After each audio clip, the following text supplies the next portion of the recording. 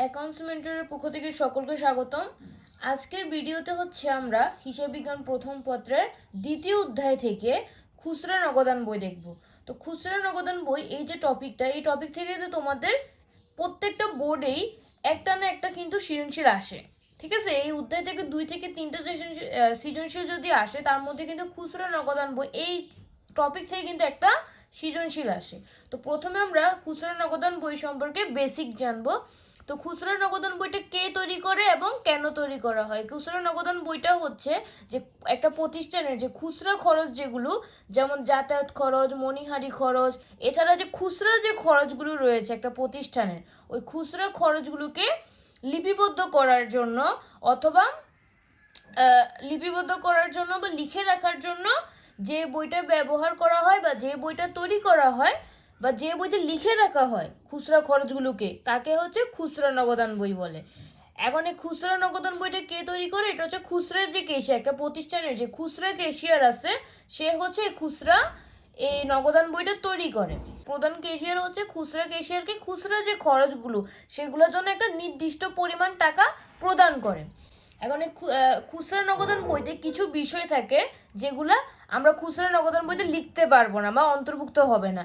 তার মধ্যে রয়েছে পণ্য ক্রয়, কারণ খুচরা নগদান বইতে শুধু খুচরা যে খরচগুলো সেগুলোই লিখতে হবে। তাহলে পণ্য ক্রয় বা বিক্রয়, বিতরণ, বিনষ্ট এই ধরনের যেই লেনদেনগুলা বা এই ধরনের যে দফাগুলা, সেগুলো কিন্তু খুচরা নগদান বইতে আসবে না।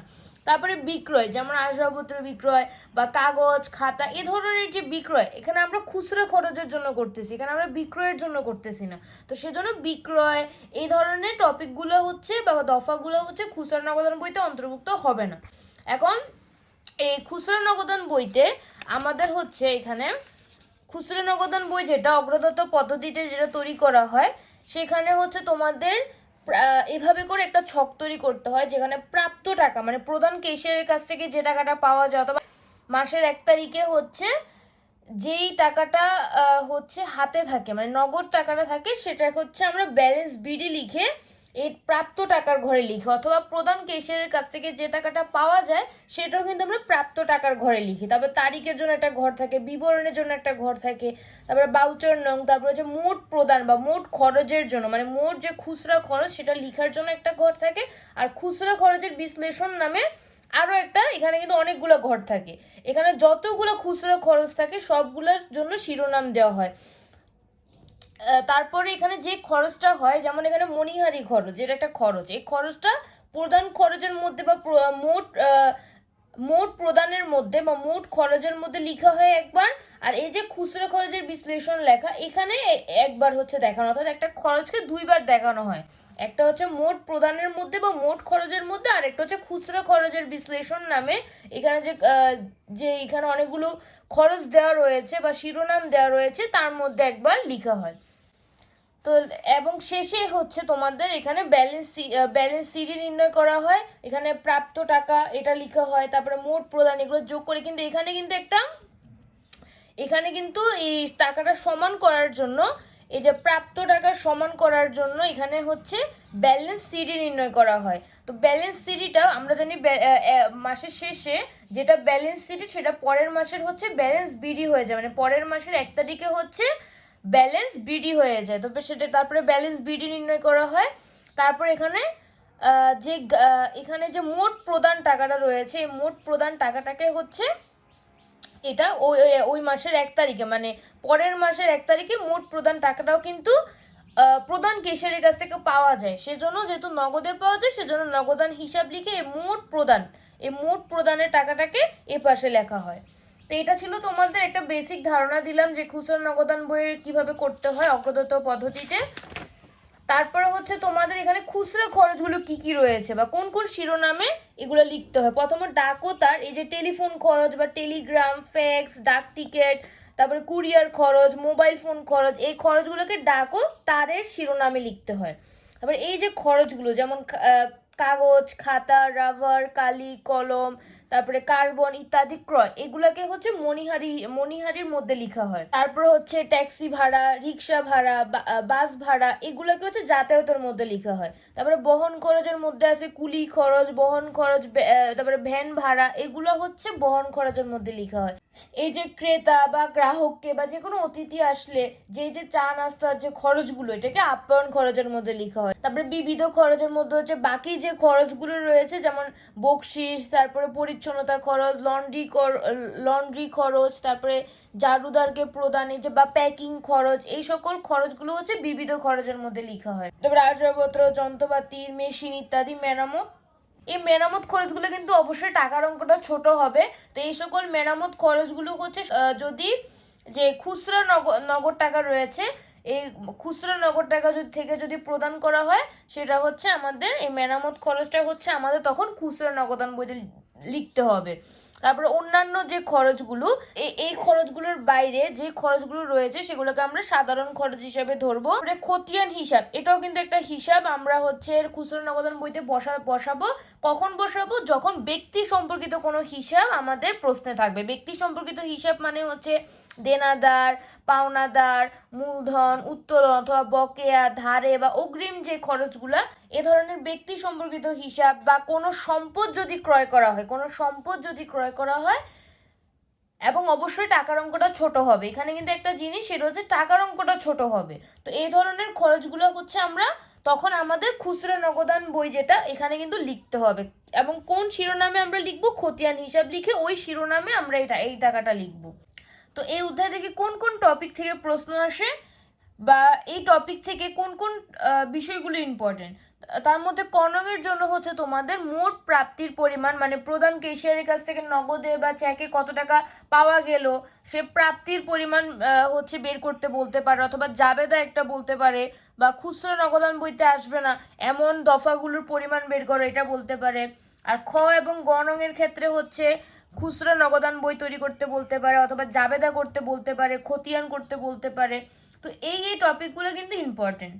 আর এখন আমরা জাবেদা দেখবো। তো এখানে জাবেদা যেটা, এখানে তোমাদের 4টা জাবেদা দেখতে হবে। একটা হচ্ছে খুচরো খরচের জন্য, মানে খুচরো খরচের জন্য প্রধান ক্যাশিয়ারের কাছ থেকে যদি নগদ টাকা পাওয়া যায়, সেক্ষেত্রে তখন তোমাদের খুচরা নগদান হিসাবকে ডেবিট করতে হবে এবং নগদান হিসাবকে ক্রেডিট করতে হবে। মানে খুচরো খরচের জন্য যদি টাকা, মানে নগদ টাকা যদি প্রধান ক্যাশিয়ার প্রদান করে, সেক্ষেত্রে আমাদের প্রতিষ্ঠানের নগদ টাকা কিন্তু যেহেতু কমে যাবে, সেজন্য নগদান হিসাব ক্রেডিট হবে, কিন্তু খুচরা নগদ টাকা কিন্তু বৃদ্ধি পাবে, সেজন্য খুচরা নগদান হিসাবকে ডেবিট করতে হবে।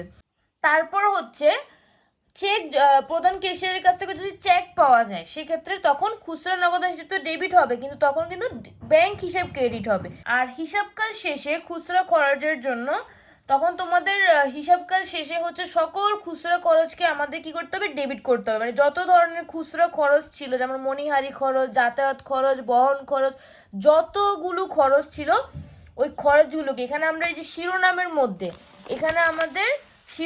মধ্যে আমরা যতগুলো খরচ লিখেছি, ওই সকল খরচকে আমাদের কি করতে হবে? সকল খরচকে হচ্ছে আমাদের ডেবিট করতে হবে।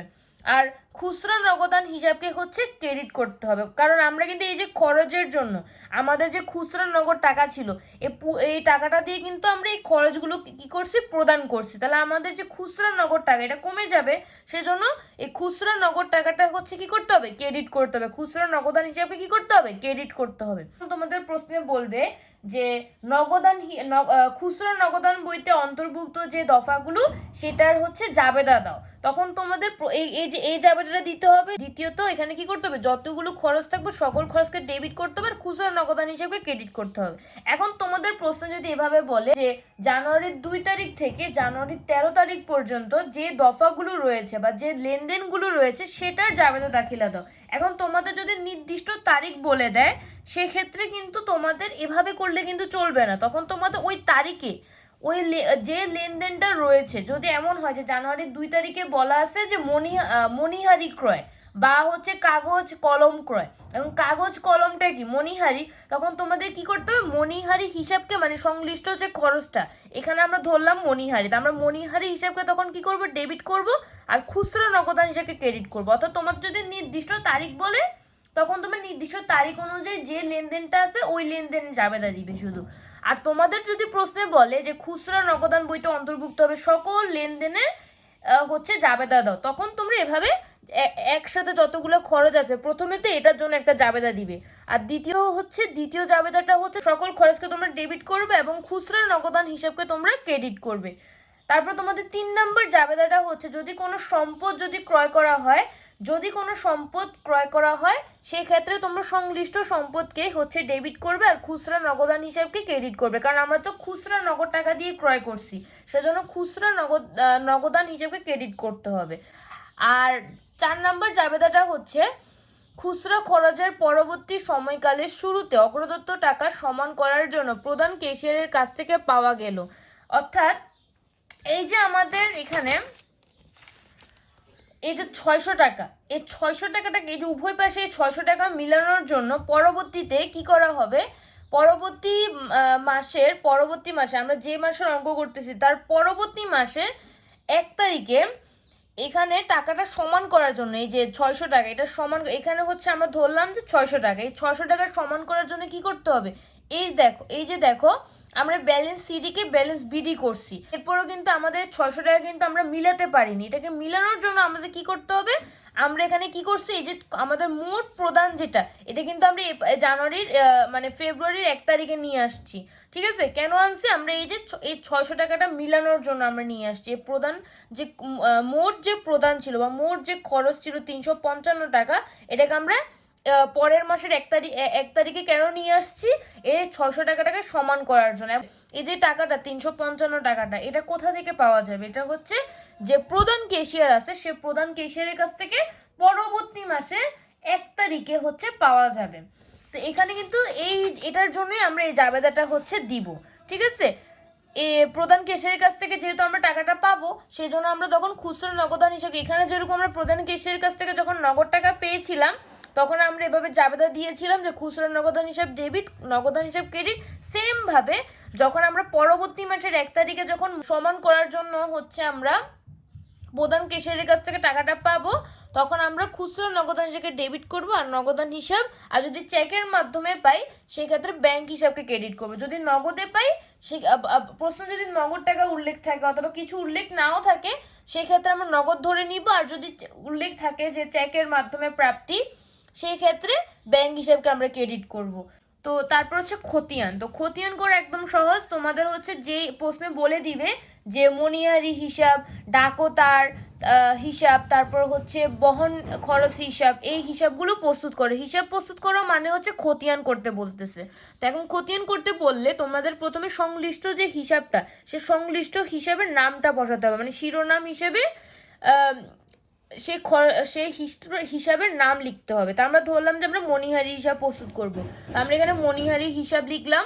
তারপরে এবার আমরা টি ছকেও করতে পারি, চলমান জেড ছকেও করতে পারি। তো আমরা এখানে চলমান জেড ছকটা সহজ, তো আমরা চলমান জেড ছকে করার চেষ্টা করব। তারপরে এখানে আমরা তারিখটা বসাবো, আমরা যেই বছর অঙ্ক করতেছি সে বছরটা বসাবো। তারপরে এখানে আমাদের যে মাসের আমরা অঙ্ক করতেছি সেই মাসের শেষ যে তারিখটা সে তারিখটা বসাবো। আমরা ধরলাম যে আমরা জানুয়ারি মাসের করতেছি, তাহলে জানুয়ারি মাসের 31 তারিখ বসাবো। তারপর এখানে হিসাবের নামের মধ্যে আমরা যে হিসাবে প্রস্তুত করি না কেন আমরা হিসাবের যে নাম এখানে হচ্ছে খুচরা নগদান হিসাব লিখবো। ঠিক আছে, কি লিখবো, খুচরা নগদান হিসাব লিখবো।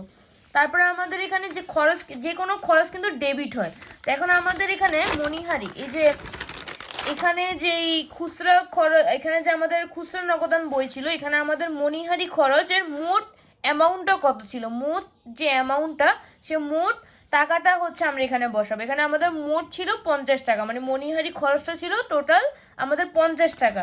তো সেজন্য আমরা এখানে হচ্ছে ডেবিটের মধ্যে হচ্ছে 50 টাকা লিখবো।